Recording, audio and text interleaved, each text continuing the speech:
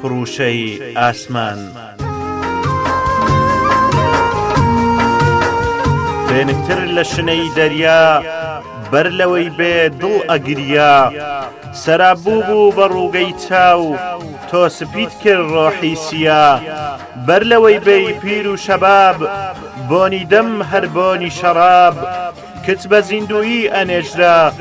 گۆڕەکەی ئەبوو بە سەراب، زەمانێ ئافرەتی هێ من بۆی نەبوو بڵێ مافی من، کە تۆ هاتی دنیا گۆڕا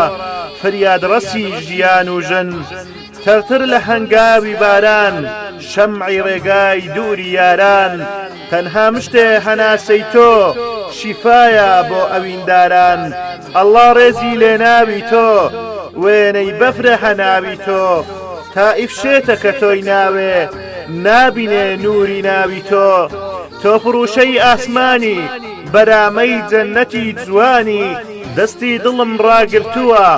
بەیعەتە بێ پەشیمانی، تا ڕۆح بەلاشەم ڕازی بێ نەی دڵ سەدای ئاوازی بێ، من پەیڕەوی پەیامی تۆم